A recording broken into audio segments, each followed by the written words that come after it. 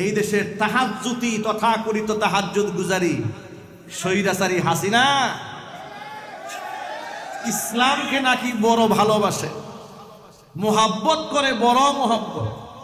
এত মোহাব্বত করে, কত মোহাব্বত বলে যে 364 জেলার মধ্যে কতগুলা মসজিদ নির্মাণ করেছে? 560 খানা মডেল মসজিদ বানিয়েছে নিজস্ব অর্থায়নে। কত ধার্মিক তিনি। উনি পালায় যাওয়ার পরে আমরা মিডিয়ার মাধ্যমে জানতে পারলাম এটা উনার টাকা নয়, সৌদি সরকার 8,000 কোটি টাকা দিয়েছিল। সৌদি সরকারের টাকা এনে অন্যের টাকা নিজের নামে বলে চালায় দেয় তাহাজ্জুদি। কত বড় তাহাজ্জুদি! তার তাহাজ্জুদের নামাজ পড়ে মনে হয় আল্লাহর কাছে বলতো ফেরাউনের মতো। ফেরাউন যেমন ইতিহাস আপনারা অনেকেই শুনেছেন, দিনের বেলায় বলতো পাবলিকলি আনা রব্বুকুমুল আলা, কিন্তু রাতের বেলায় পাহাড়ে গিয়ে কাঁদতো আর বলতো আল্লাহ আমি জানি তুমি আল্লাহ, কিন্তু আমি তো ঘোষণা একটা দিয়ে ফেলছি, আমার যেন অন্তর্পক্ষে দিনের বেলা একটা সম্মান থাকে, তুমি ইজ্জতটা আমার রাখো। জিবরাইল আলাইহিস সালাতু ওয়াস সালাম মানব বেশে, মানুষের রূপে তার পাশে দাঁড়িয়ে বলে, জিজ্ঞেস করেছিল ফেরাউনকে যে আচ্ছা, যেই ব্যক্তি তার রবের নাফরমানি করে তার কি করা উচিত? কি করা উচিত? কয় তাকে নীল নদে ডুবাই মারা উচিত।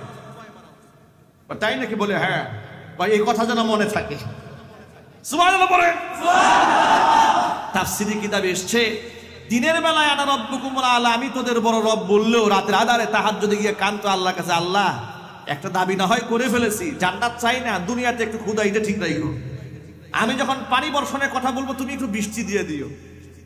এভাবে সে তাহাজ্জুদের নামাজ পড়তো, আল্লাহকে ডাকতো। ওর সাথে স্বৈরাচারী হাসিনার সাথে কি সুন্দর মিল! ও রাতের বেলায় কাঁদতো ফেরাউন, আর ওর তাহাজ্জুদের নামাজের গল্প যা শুনেছি ও কাঁদতো। তা আমার কাছে মনে হচ্ছে ওর দিনের আমল দেখে মনে হয়েছে এতগুলো লাশ পরে, এত মানুষ হত্যা করে তার দিল কান্দে না। মেট্রো রেল ভাঙছে, কানতে কানতে বেহুশ হয়ে যাচ্ছে। হাজার হাজার মায়ের কুল খালি হয়েছে, শহীদ হয়েছে, কান্না আসে না। একটা যন্ত্রের জন্য কান্না আসে, ওর থেকে বড় ফেরাউন এই শতাব্দীতে আর নাই।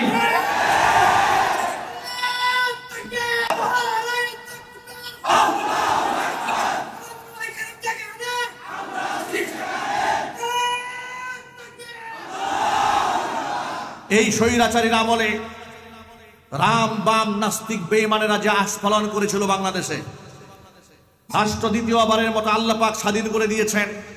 এই বাংলার মাটিতে আমরা হিন্দুত্ববাদী, এমনকি রাম এবং বাম, নাস্তিক এবং বেঈমান, কোরআন সুন্নাহ বিরোধী কোন প্রকার কর্মকাণ্ড এই জমিনে আর আমরা কোরআন সুন্নাহ বিরোধী আইন আমল কার্যক্রম এই বাংলাদেশে বাস্তবায়ন হতে দেব না। ইনশাআল্লাহ বলেন, বলেন ইনশাআল্লাহ। এই হাসিনার আমলে শিক্ষামন্ত্রী যাকে বানানো হলো নওফেল, এই নওফেল হচ্ছে সেই নওফেল যেই ব্যক্তি হিন্দুদের পূজা অনুষ্ঠানে গিয়া বলে রামা রামা কৃষ্ণা কৃষ্ণা, মুসলমানের সন্তান হয়ে রামা রামা কৃষ্ণা কৃষ্ণা স্লোগান দেয়। এমনকি সে এও বলে যে রামা রামা কৃষ্ণা কৃষ্ণা বললে কি ইমান নষ্ট হয়ে যাবে নাকি? ইসলাম কি এত ঠুনকো নাকি? এটা বললেই নষ্ট হয়ে যাবে? দেখেছেন কত বড় মুফতি আজম পায়খানা করে পানি নেয় না, ফতোয়া দিয়ে বসে আছে। কথা বলতে হবে, ঠিক কিনা? এমন একজন ব্যক্তিকে বানানো হলো শিক্ষামন্ত্রী। এরপরে কি হলো? শিক্ষাঙ্গন থেকে ধর্মকে কি করে বাদ দেওয়া যায় পরিকল্পনা আটা হলো। মুসলিমদের হৃদয়ে ঘা দেওয়ার জন্য, ক্ষত বিক্ষত করে দেওয়ার জন্য 90 থেকে 92 থেকে 95 ভাগ মুসলিম অধ্যুষিত সোনার বাংলাদেশের বাচ্চাদের, প্রাইমারি লেভেলের বাচ্চাদের ক্লাস 3 বইয়েতে, ধর্ম বইয়েতে লাস্ট পেজে দুর্গার ছবি, প্রতিমার ছবি ঢুকাই দিল। বই ছাপানো হলো 10 লক্ষ। দক্ষিণবঙ্গের সাতক্ষীরা, যশোর, এই সমস্ত এলাকায় প্রাইমারি লেভেলে এই বইগুলো বিতরণ করা হলো। প্রাইমারি বাচ্চারা বই হাতে নিয়ে দেখে ইসলাম ধর্ম বই, তো বইয়ের একদম লাস্ট কভার পেজের মধ্যে দুর্গার ছবি দেওয়া হয়েছে। এখন ধর্মীয় অনুভূতিতে আঘাত আনলো, মুসলিমরা কষ্ট পেল, ক্ষিপ্ত হলো, এই বইগুলা সব ব্যাক করে নেওয়া হলো। জিজ্ঞেস করা হলো এটা কি করে হলো, তারা বলল এটা প্রিন্টিং মিস্টেক হয়েছে, এটা ভুলে ছাপা হয়ে গেছে। ভুলে ছাপা হওয়ার জন্য আর কোনো বই খুঁজে পায় নাই, ধর্মের বই খুঁজে পাইছো। তোমরা মনে করেছো তোমাদের তালবাহানা আমরা বুঝি না। এটা হচ্ছে বাংলাদেশে প্রিন্ট কোম্পানিগুলো যেন এতগুলা বই ছাপাতে না পারে, যা সুযোগ সুবিধা দেওয়ার তো ওদেরকে দিয়ে দিয়েছে। ওদের পা চাটতে চাটতে এমন চাটা চেটেছে, সাংবাদিক বলেছে আপনি যে ভারতকে এত কিছু দিলেন তা আপনার কি কিছু বলার আছে নাকি? সে বলল আমি ভারতকে যা দিয়েছি ভারত কোনোদিন ভুলতে পারবে না। আসলেই তো ভুলতে পারবে না। আমি বলি এই শয়তানটাকে দেশে এনে রিমান্ডে নেওয়া দরকার। আসলে সে কি কি দিয়েছে এটা একটু বিস্তারিত তার কাছে শোনা দরকার, যে আসলে আপনি এমন কি কি দিয়েছেন যে কোনোদিন ভারত বলতে পারবে না। আপনি তো সব দিয়ে দিয়েছেন, দেহ মন প্রাণ আত্মা দেশ এদেশের মাস সব দিয়েছেন। কথা বলেন ঠিক কিনা বলেন? এরপরেও কি তারা আপনাকে বাঁচাতে পেরেছে? না, বাঁচাতে পারবে না। মনে রাখবেন স্বৈরাচারীদের পতন হয় নিকৃষ্ট পতন। আপনার পতন হয়েছে আপনি আলেমুল আমাদেরকে গ্রেফতার করেছেন। আপনার পতন হয়েছে আপনি কোরআন সুন্নাহ বিবর্জিত শিক্ষা সিলেবাস তৈরি করেছেন। আপনার পতন হয়েছে শাপলা চত্বরের শহীদদের রক্ত নিয়ে আপনি তামাশা করেছেন। আপনার পতন হয়েছে আল্লামা জুনায়েদ বাবুনগরী হাফিজাহুল্লাহর রহিমাহুল্লাহর মতো আল্লাহর ওলিকে রিমান্ডে নিয়ে টর্চার করেছে। আপনার উপর গজব নাজিল হয়েছে আল্লামা মামুনুল হক হাফিজাহুল্লাহর মতো একজন সিংহ পুরুষকে স্ত্রী কর্তৃক ধর্ষণের মামলা দিয়া আলেমদেরকে মানুষের সামনে বেইজ্জত করার জন্য ষড়যন্ত্র আপনি করেছিলেন। এর চাইতে বড় বেইজ্জত,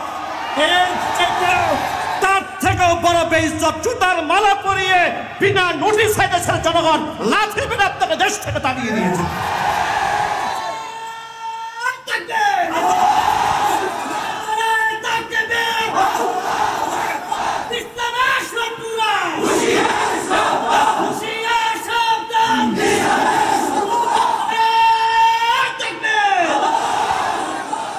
প্রিয় ভাইরা মনে রাখবেন, নওফেল হিন্দুত্ববাদী দালালরা বিদায় হয়েছে, কিন্তু ওদের প্রেতাত্মারা এখনো বাংলাদেশে আছে।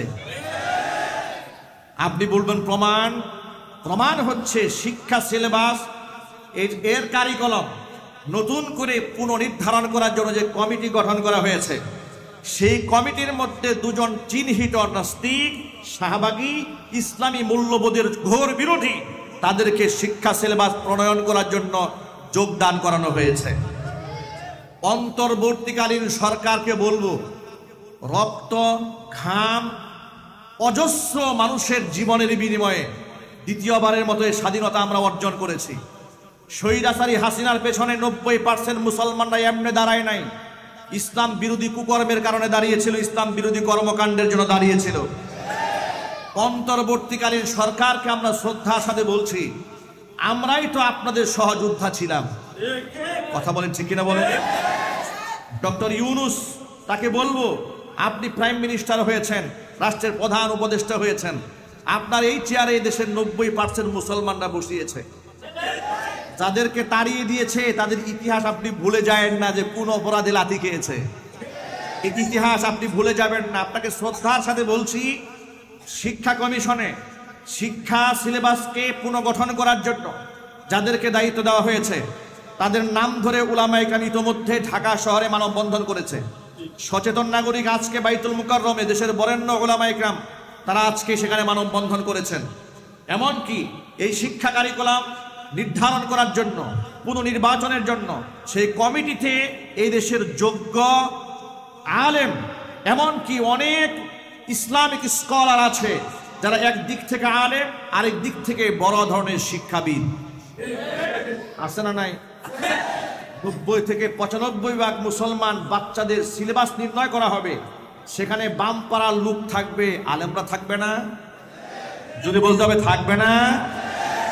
যদি আলেমদেরকে না রাখা হয় তাহলে তো ওরা আবার সমকামিতা ঢুকাই দেবে, আবার ট্রান্সজেন্ডার ঢুকাই দেবে, আবার রাজপথে মিছিল করতে হবে, রক্ত দিতে হবে।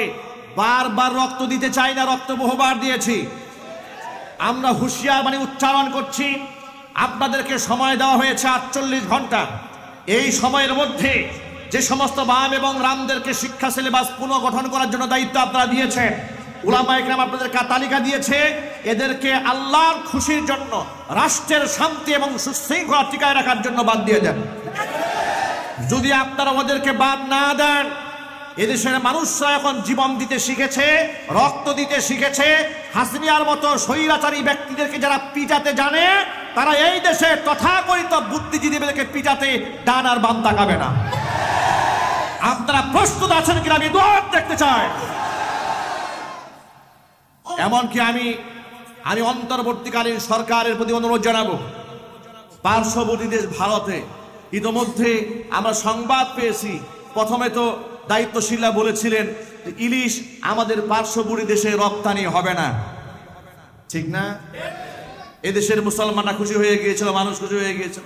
পরক্ষণে শুনতে পেলাম 3000 টন ইলিশ অলরেডি সেখানে দেওয়া হচ্ছে, তবে টাকার বিনিময়ে দেওয়া হচ্ছে। আমার প্রশ্ন হচ্ছে যে ইলিশ এদেশের গরিবরা খেতে পারে না, ঠিক কিনা বলেন?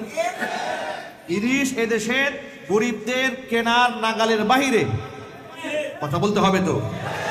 সেটা আপনি কেন এত দ্রুত, এত প্রেম কোত্থেকে জাগ্রত হলো হঠাৎ করে? আপনারাও কি ভয় পেয়ে গেছেন নাকি? নাকি রাম বামদের ধাক্কায় আপনারা একটু নত হয়েছেন? নত হবেন না।